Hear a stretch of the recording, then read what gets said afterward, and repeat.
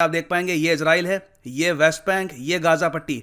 Gaza पट्टी को completely Israel ने घेर लिया है, क्योंकि अभी के लिए देखो हमास जो है ना, ये आपको एक्टिव मिलेगा सिर्फ गाजा में। हमास का कोई भी अटैक वेस्ट बैंक से नहीं हो रहा। ये जो हिस्सा है और ये हिस्सा है, ये दोनों एक ही देश का पार्ट है। Both of them belong to Palestine. मगर सिंस गाजा पट्टी से लगातार अटैक हो रहा है यहाँ पर इजराइल अब पॉसिबिलिटी है कि फिर से गाजा पट्टी का काफी बड़ा हिस्सा कब्जा लेगा। मैं यहाँ पे आपको ये बता दूं, इजराइल का पूरा जो ये लैंड आप देख रहे हो, यहां से लेकर यहां तक, यहाँ पे जो टोटल आबादी रहती है ये है 91 लाख के आसपास। गाजा पट्टी जो बस इतना सा लैंड है यहाँ पर रहते हैं 20 लाख लोग, 20 लाख लोग। और ये लोग आज के समय प्रेयर में यही कह रहे हैं कि हम अब क्या करें, हमारे पास ज़मीन बचेगी नहीं, हम क्या यहाँ पर जो मेडिटेरेनियन सी है यहाँ पे कूद जाएं। और ये सब सुन के देखिए बुरा लगता है। मैं पर्सनली टू बी ऑनेस्ट आज के समय काफ़ी बुरा फील कर रहा हूँ गाज़ा के आम नागरिक के लिए, हमास के लिए नहीं ऑफ कोर्स, आम नागरिक के लिए। क्योंकि मैं आपको ये बताता हूँ, गाज़ा में कई नॉर्मल लोग भी है, आम नागरिक भी है, जो चाहते हैं कि हमास लगातार इजराइल पे ना अटैक करे। कई लोग थे यहाँ पर जो चाहते थे कि ये कॉन्फ्लिक्ट ना स्टार्ट हो, मगर उनकी आवाज काफी हद तक दब जाती है। और सैड बात देखिए, अब सबसे ज्यादा यहाँ पर सफर भी करेंगे गाज़ा के आम नागरिक, जो बस जीना चाहते थे, जो चाहते थे कि उनके बच्चे बस स्कूल जाएं, वो अपना बिजनेस कर पाएं। So it is quite sad Indeed. मगर अभी के लिए लगता नहीं है कि इजराइल रुकने वाला है। ये डेफिनेटली पूरा नक्शा जो है यहाँ का फिर से चेंज करेंगे। यहाँ पे आप देख पाएंगे द हिंदू का आर्टिकल है कि इजराइल ने खुद ही कहा है कि इनके जो ट्रूप्स हैं ये लोग गाजा पट्टी में एंटर कर चुके हैं। और अब पॉसिबिलिटी ये है कि काफी बड़े स्केल पर वॉर यहाँ पे हो सकती है, जो कई दिनों तक चलेगी, क्योंकि हमास आसानी से यहाँ पे हार मानेगा नहीं और इजरायली पीछे हटने नहीं वाला। और जो IDF है, इजराइल डिफेंस फोर्स, इनके चीफ ऑलरेडी कह चुके हैं कि गाजा पे कैसे चढ़ाई करनी है, कैसे कब्जाना है यहाँ पे लैंड। इसके जो प्लान्स हैं ये ऑलरेडी सरकार को दे चुके हैं अप्रूवल के लिए। सरकार आज में ही इनको एक प्रॉपर अप्रूवल दे देगी कि कौन सा प्लान इनको यहाँ पे एक्टिवेट करना है। गाजा के 2 टुकड़े करेंगे, यहाँ पर ये पूरे गाजा को कब्जा लेंगे, गाजा के नॉर्दर्न पार्ट को कब्जाना है। इस पर इजराइल आज में ही डिसाइड कर लेगा। और ये सब देखिए पॉसिबल हो पाया है जो बाइडेन की वजह से। जो बाइडेन ने जब से ये जो शब्द है ना ये बोले थे कि इजराइल के पास पूरा अधिकार है खुद की रक्षा करने का, ये जो शब्द थे ये ऑलमोस्ट एक ग्रीन सिग्नल थे इजराइल के लिए। जैसे ही यहाँ पे जो बाइडेन ने ये कहा, इजराइल ने कहा कि ठीक है, ऑलराइट, हम लोग अपने सेल्फ डिफेंस पे अब गाजा पे अच्छे से अटैक करेंगे ना। यहाँ पे आप एक क्वेश्चन पूछ सकते हैं, बाइडेन के पास और कोई ऑप्शन थी क्या यहाँ पे ये वॉर रोक सकते थे? देखिए मेरा मानना है कि हाँ, रोक सकते थे। बाइडेन के पास एक ऑप्शन ये थी कि ये इजराइल को धमकी देते कि अगर आपने गाजा पे अटैक करना बंद नहीं किया तो यूएस आपकी जो $3.8 बिलियन की एड है इसको रोक देगा। अब यहाँ पे आप पूछेंगे, wait, US billions of dollars देता है इजराइल को हर साल? तो इसका आंसर है हाँ, यूएस की जो फॉरेन एड है टू इजराइल, ये 10 साल का इनका पैकेज है, करीब $38 बिलियन का। और डोनाल्ड ट्रंप ने ऑफिस छोड़ने से पहले इजराइल के लिए प्लान अप्रूव किया था, जिसके अंडर इनको मिलेंगे $3.3 बिलियन फॉर सिविलियन पर्पस और $500 मिलियन आर्मी के लिए। तो टोटल आप कह सकते हैं कि $3.8 बिलियन का पैकेज है। तो मैं कहूँगा जो बाइडेन के पास अभी भी ऑप्शन है, ये यहाँ पर कह सकते हैं कि मैं ट्रंप का जो प्लान है ये कैंसिल कर दूंगा, जो एड है कैंसिल कर दूंगा, अगर इजराइल ने गाजा पट्टी का बहुत सारा एरिया कब्जा लिया ना। बाइडेन ये करते हैं या नहीं करते, that is a different question all together. क्योंकि इजराइल अभी के लिए ओपनली बोल चुका है यूएस को कि अब इस वक्त जो स्थिति हो चुकी है, अब हम स्ट्राइक्स नहीं रोकने वाले। अब हम गाजा पट्टी पे जो भी चढ़ाई करेंगे, जो भी अटैक करेंगे, उसको हम रोकेंगे नहीं। क्योंकि ओवरऑल हमास ने 1750 रॉकेट्स फायर किए हैं टुवर्ड्स इजराइल। कई इजरायली नागरिक यहाँ पे मारे गए हैं, एक भारतीय नागरिक भी मारी गई इन इजराइल।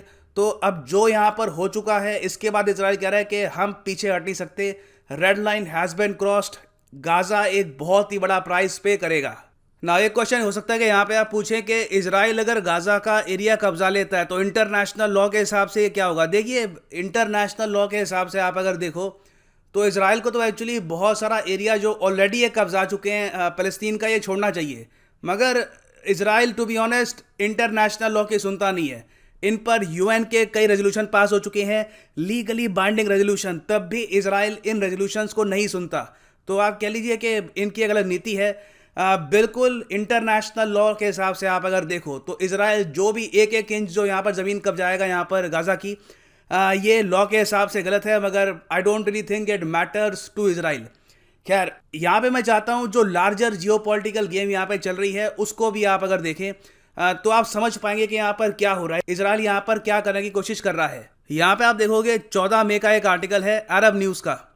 यहाँ पर लिखा है कि ऑफिशियल जो हैं इजराइल के, उन्होंने ये कहा है कि इजराइल के पास एक प्रॉपर अपग्रेडेड कंटेंजेंसी प्लान है। एक्चुअली ये प्लान इनके पास ऑलरेडी था, इसको ये अपग्रेड कर रहे हैं। इस प्लान में ये लोग तैयारी कर रहे हैं ईरान अटैक की। इजराइल का सबसे बड़ा डर यहाँ पर यह, डर तो नहीं कहना चाहिए, कंसर्न आप कह लीजिए, कंसर्न सबसे बड़ी इनकी ये है कि ईरान बीच में अटैक ना कर दे। क्योंकि अभी के लिए देखो, हमास जो गाजा पट्टी से अटैक करता है इजराइल को, इसको प्राइमरली जो मेन फंडिंग मिलती है वो है ईरान से। आज के समय इजराइल पर जो भी रॉकेट्स बरसे हैं, जो भी अटैक हुआ है इजराइल पर, इसके पीछे जो मेन सपोर्टर है वो है ईरान। और ये मैं नहीं कह रहा, महमूद अब्बास जो है president of the Palestinian national authority, ये भी ओपनली कह चुके हैं कि गाजा पट्टी में हमास जो है it is funded by the country of Iran. और ईरान ने ओवर द ईयर्स बहुत सारे वेपन्स भी प्रोवाइड किए हैं हमास को। फॉर एग्जांपल फजर 5, M75, M302। M302 आपको पता होगा, यह है खैबर 1। ये एक ईरानियन मेड अनगार्डेड आर्टिलरी है, बहुत ही ज़रा हैवी ड्यूटी आर्टिलरी। और मुझे पता नहीं है कि हमास ने अभी तक ये यूज़ करी या नहीं करी, मुझे कुछ इसका एविडेंस मिला नहीं है। मगर जब हमास ये यूज़ करना स्टार्ट करेगा इसराइल को काफ़ी प्रॉब्लम आएगी इनिशियली, क्योंकि बहुत ही ज़रा हैवी ड्यूटी आर्टिलरी है, काफ़ी ये डैमेज कर सकते हैं इसराइल की सिटीज़ को अगर हमास यहाँ पे यूज़ करता है M302 को। खैर लॉन्ग स्टोरी शॉर्ट, ईरान एक बहुत ही बड़ा सपोर्टर है हमास का। और आप अगर देखो तो इस पूरे कॉन्फ्लिक्ट के दौरान ईरान ने बार बार फ़लस्तीन को यहाँ पर यह कहा है कि कन्फ्रंट दी एनिमीज, लड़ो, जाके इसराइल को सबक सिखा हुआ अगेन। यहाँ पे ईरानियंस तो मर नहीं रहे, मर कौन रहा है यहाँ पे? पैलेस्टीनियंस मर रहे हैं। ईरान ऑलमोस्ट एक जियोपॉलिटिकल प्यादे की तरह जो आम यहाँ पर पैलेस्टीनियंस है उनकी बलि दे रहा है। आप अगर एक इसको न्यूट्रल पर्सपेक्टिव से देखो तो this is what is happening. Iran के जो प्रेसिडेंट है ये क्यों कह रहे हैं कि पैलेस्तीन जो बहुत ही छोटा और कमज़ोर देश है कंपेयर टू इसराइल, वो जाके इसराइल से लड़े। अगर अल-अक्सा मॉस्क इतना बड़ा इशू था तो ईरान खुद अटैक करता है इसराइल को, मगर ये लोग ऐसा करेंगे नहीं क्योंकि इसराइल के पास न्यूक्लियर वेपन्स हैं। तो ये देखिए काफ़ी हद तक एक हिपोक्रेसी है ईरान की। और इसराइल की अब कोशिश यहाँ पर यह है कि हमास को ये लोग इतना डैमेज करे, इतना अटैक करे गाजा पट्टी पे कि एक बार को ईरान मजबूर हो जाए और मजबूरी में ये लोग अटैक करें इसराइल पर। और एक बार ईरान ने अटैक कर दिया इसराइल पर, उसके बाद यूएस के लिए बहुत मुश्किल हो जाएगा ईरान न्यूक्लियर डील को रिवाइव करना। अभी के लिए देखो ईरान और यूएस की दोनों की कोशिश ये है कि फ़लस्तीन कॉन्फ्लिक्ट में जो भी चल रहा है, ये यूएस ने ओपनली कहा है कि इजराइल और फ़लस्तीन में जो भी चल रहा है इसका इम्पैक्ट हमारी ईरान न्यूक्लियर डील पे नहीं होगा। अभी के लिए यूएस का ये स्टांस है। मगर ईरान कल को अगर एक फुल फ्लैश वॉर डिक्लेयर करता है अगेंस्ट इजराइल, तब यूएस ये स्टांस नहीं रख पाएगा। तब यूएस को मजबूरी में इजराइल को सपोर्ट करना होगा और ईरान न्यूक्लियर डील की पॉसिबिलिटी हमेशा के लिए हो जाएगी ख़त्म। ये एक लॉन्ग टर्म गेम है यहाँ पर इजराइल की। देखना यहाँ पर ये होगा कि क्या इजराइल अपनी लॉन्ग टर्म गेम में सक्सेसफुल होता है या फिर नहीं। और फाइनली यहाँ पे मैं ऐड कर दूँ कि आप किसी भी एग्जाम के लिए प्रिपेयर कर रहे हैं, चाहे UPSC, SSC, railways, any state PCS exam, आप परचेज कर सकते हैं अनअकैडमी के क्वालिटी कोर्सेज। सिंपली जाओ unacademy.com पे, यहाँ पर क्लिक करो अपने एग्जाम पे। फॉर एग्जांपल इस केस में UPSC civil services examination, get subscription, और यहाँ पे आप परचेज कर सकते हैं प्लस या आइकॉनिक कोर्स।